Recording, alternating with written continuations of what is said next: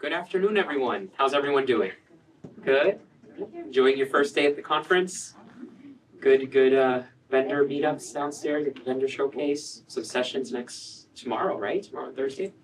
Well, thank you so much for being here today. My name is Ryan Rodriguez. I'm the Senior Customer Success Manager at BMJ.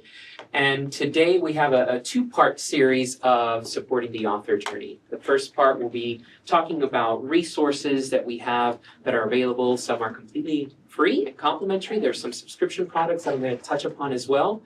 And then part two is, now that you've published, now what do you do, right? That's where the fun begins, right? So we'll talk a little bit more about impact, right? And where your research is being cited in health policy and clinical guidelines to sort of measure what it is that you have done. So you can stay for both if you'd like. It's literally immediately following this one. But with that, I just want to jump right on in and just quickly mention a couple of things. All right, who's familiar with BMJ? Yeah? So from this point forward, we'll be known as BMJ Group. So we've rebranded about 2 months ago. And that's to just further distinguish us between the BMJ, which is our journal that you probably are most familiar with, formerly known as the British Medical Journal, right? So that will remain as the BMJ when we're specifically talking about the journal. But when we're talking about the actual publisher that has about 70 journals in our portfolio and all these different tools and resources and platforms, it'll be BMJ Group. But our mission stays the same, which is, we're a healthcare knowledge provider with a mission of helping to create a healthier world. And we cannot do that without you, without our customers. So thank you so much for being here and being our customers, because I will show you what that means. A couple of things that I want to mention here, what's on the slide before we jump into the author journey part is, this is our impact report. It gets published every single year. There's a lot of stories that you can find within this impact report that goes into detail how we partner with our customers all over the world to help us with that mission of creating a healthier world. But there is a couple of things that I will mention. Number one, the BMJ last month turned 184 years old. Yeah, October 3rd, 1840, you can write that down. For pop quiz later, that was our very first article that we published. We just turned 184 years old. But finally, for the first time ever, the BMJ is now ranked as number 3 in general medicine. So for many years, we tiptoed between 4 and 5. We were always top 5, but for the first time ever, we're number 3.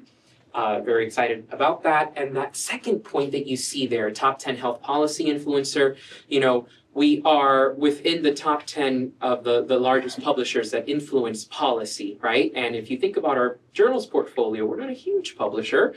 We are up there with, those publishers that have hundreds, if not thousands of titles, but what we do and how many articles are cited specifically in policy documents is pretty impressive to be in the top 10. We can't do that without you. I'll keep saying that over and over again. So 2 parts today, supporting the author journey, focusing on tools and platforms that we have to help you getting published. And then part 2, which starts at 2 o'clock, will be about measuring impact. I have about 15 minutes. So if I'm speaking too fast, let me know. I have a lot of energy. I've had about 4 espressos. But please feel free to just ask any questions. There was a QR code at the beginning of the presentation. I'll put it up again at the end. If you want to fill out the form, if you want any more information or have any more questions, reach out to us or just see me at the booth downstairs. So, BMJ Author Hub. Have you heard of this resource? Kind of, maybe sometimes so. This is a completely free resource that we have online. I know I've done a little bit of digging and some homework, and I've gone onto your library portals. I know that some library portals have a section specifically for getting published and resources right within that portal.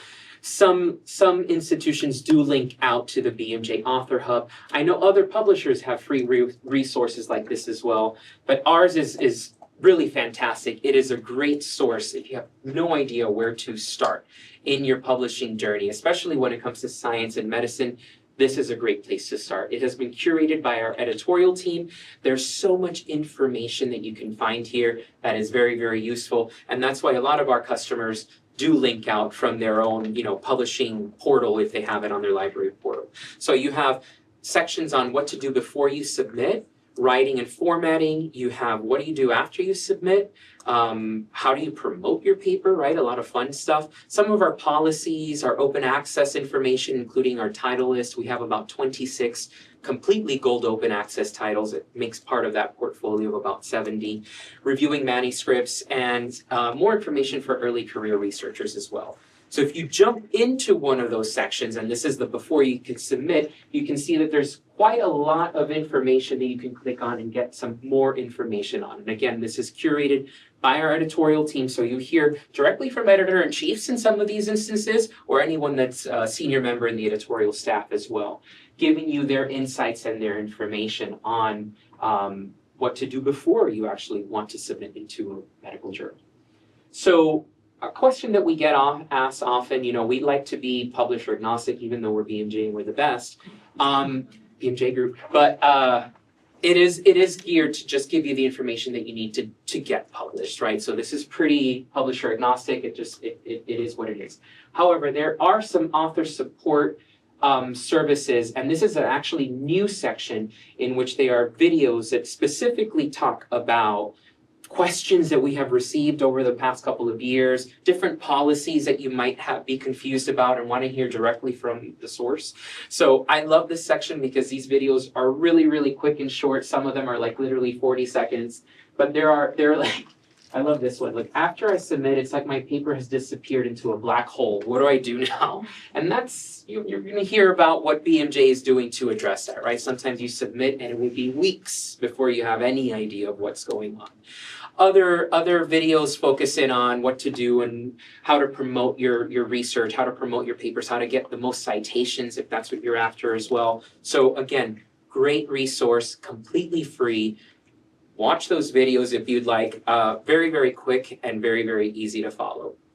One of the major questions and a big theme of this conference is AI, right? And we get that question a lot. So what is BMJ's AI policy? What's our stance on AI? There's a video created for that, also to address those questions. As long as you disclose the use of AI, it's pretty much allowed. But this obviously goes much more in depth. If you have any questions on when it comes to scientific research and publishing, what can you do and what can you do, especially if you want to get published in BMJ. Has anybody been published in any of our titles before? Not yet. Not yet. That you know of. Yeah. That you know of.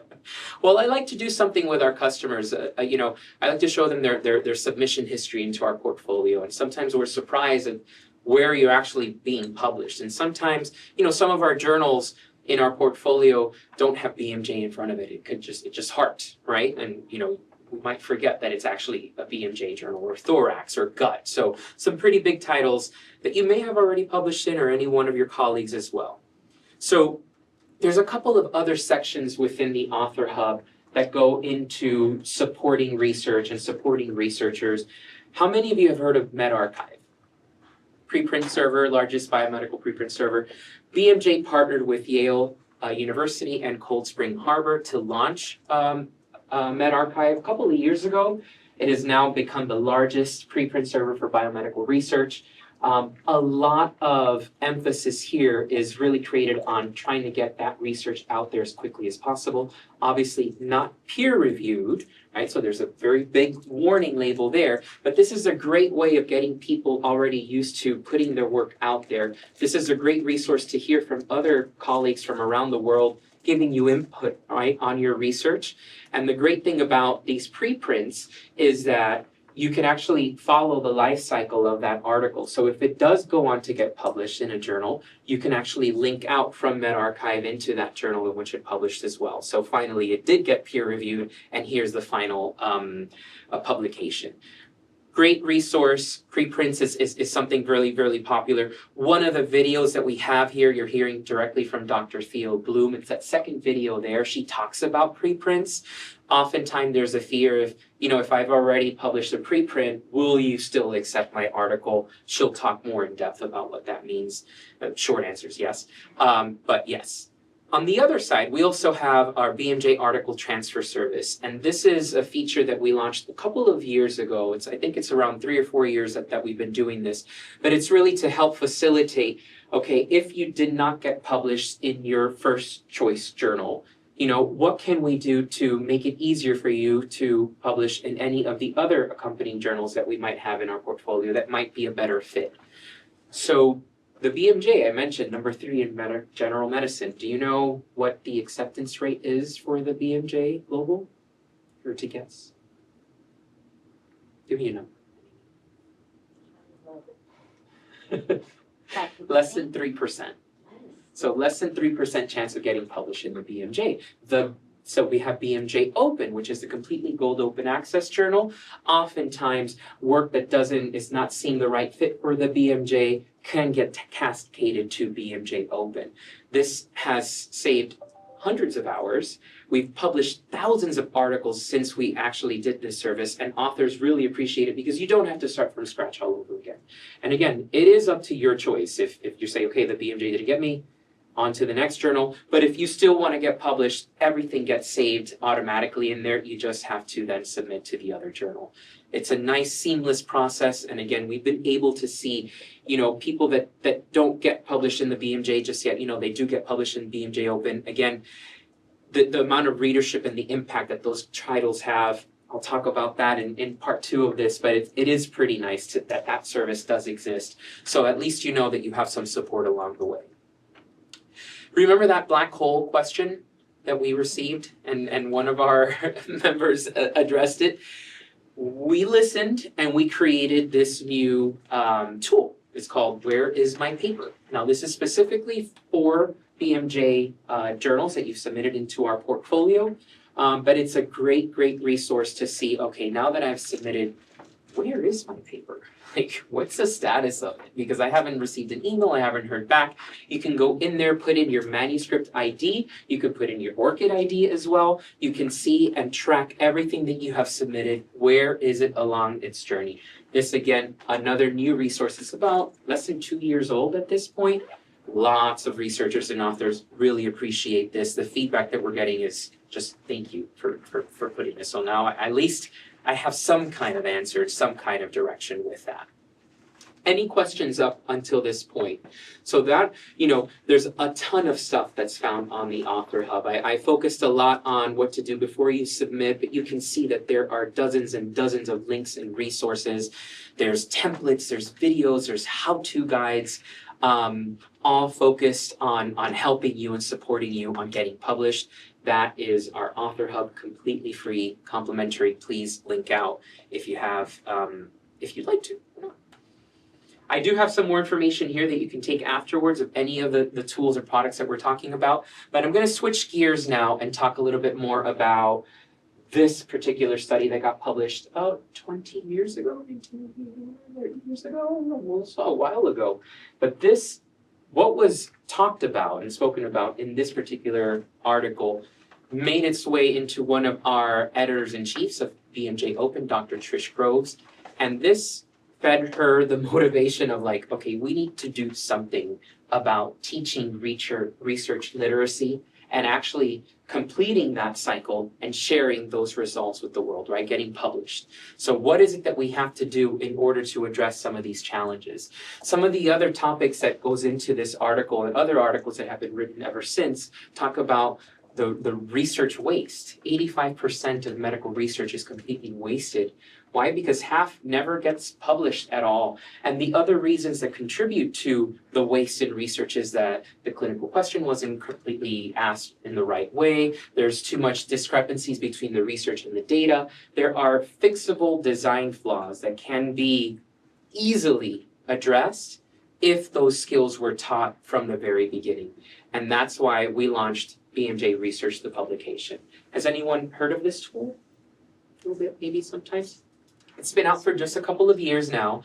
And really the emphasis here is about teaching you those research skills and then guiding you every step of the way to get published in an international journal with an impact factor, right? So again, publisher agnostic, even though it is in collaboration with UCSF and BMJ.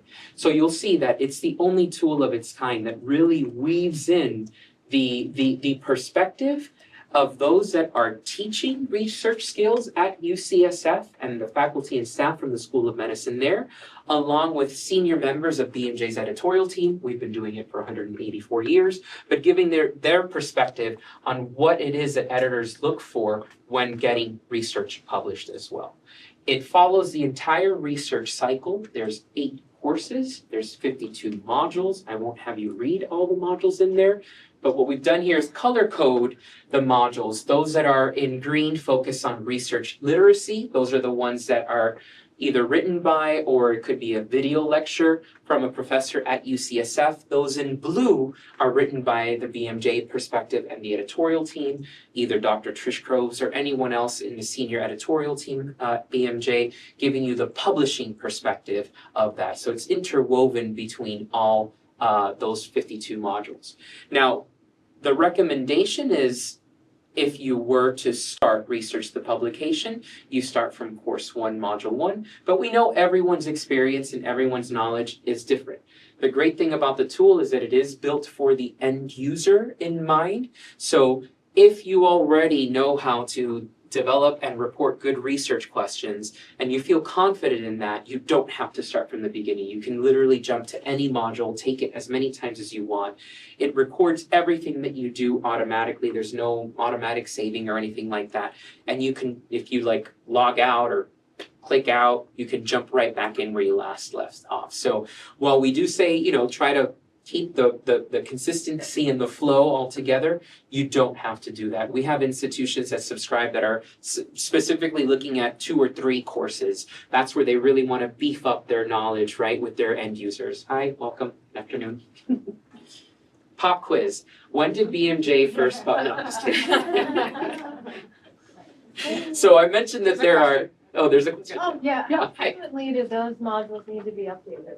Sorry, say that. How frequently does that content need to be updated? So it was launched in 2020. Modules were updated in around 2021. We have a new editor-in-chief, and she's now in charge of updating all the modules all over again. So that's her focus. We've already updated a couple modules. Did I put a... So if you see this one, you can see the update was October 9th, 2024. So good question. But yeah, typically every 12 months or so. Yeah. And with our new editor-in-chief of R2P, it'd be great. We're really excited about that. So that's new news that we have with the research and the tool. So I did mention that there's videos, but all modules begin and end the same. They begin with, some learning outcomes. This allows you to determine, is this module right for me or not? And then they end with an assessment. You need an 80% or more in order to completely pass that module. You do get a certificate of completion. You can retake it as many times as you want. 6 months down the line, you want to repeat the course because you may have forgotten a couple of things. You can do that as well. So they begin and they end the same way. In the middle is where things can shift a little bit. So there could be some that are just video lectures, literally like sitting down at UCSF and just hearing directly from the professor talk about that particular theme. Or some have images, some are very text heavy, some have homework assignments, some have assessments as well that are built into the module, and then you have the questions that you should ask at the end. All this gets monitored and tracked. Like I said, there's a BMJ portfolio that manages all your time and activity spent on the platform. So if you write notes on a Word document, for example, you can actually save it into your BMJ portfolio with that particular course. And that way you just have everything nice and neat and just like all there for you to use. It's 52 modules. That means that there's 52 tests. That means that there's 52 certificates that you can have as well. But, it's a nice way of staying organized and staying on top of all your learnings. Now, I did mention early on, I did mention early on that the tool is publisher agnostic. So the main point of this tool was to teach you those essential research skills and then guide you every step of the way so that you can increase the likelihood of getting published in a scientific journal with an impact factor, right? But institutions that do subscribe to research the publication are entitled to a significant discount if that researcher, that user, does want to publish in our portfolio open access.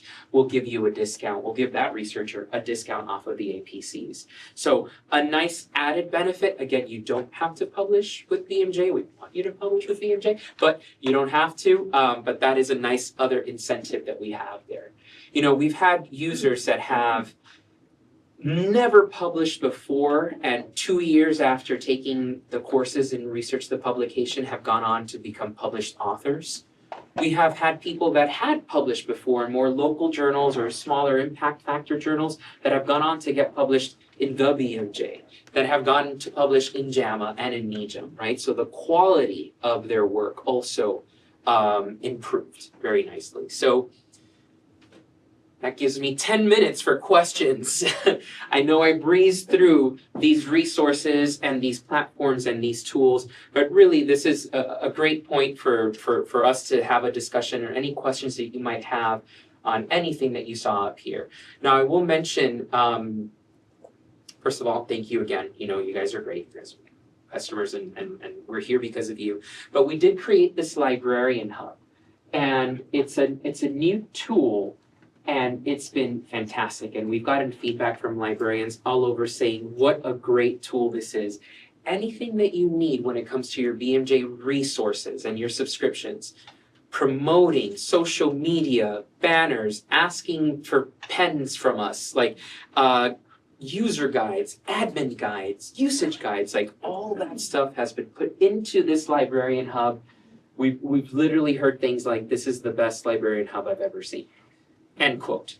And it wasn't from me. It was from You have from a links librarian. also to the stories. There were articles about frontline librarians. Yeah. Is that incorporated? This does link out to our newsletter. So we have the BMJ Insiders newsletter, which is those interviews that we do every quarter. So there is a link out to that, and there's also a link if you want to be interviewed as well. If you have a great story, we want to hear from you.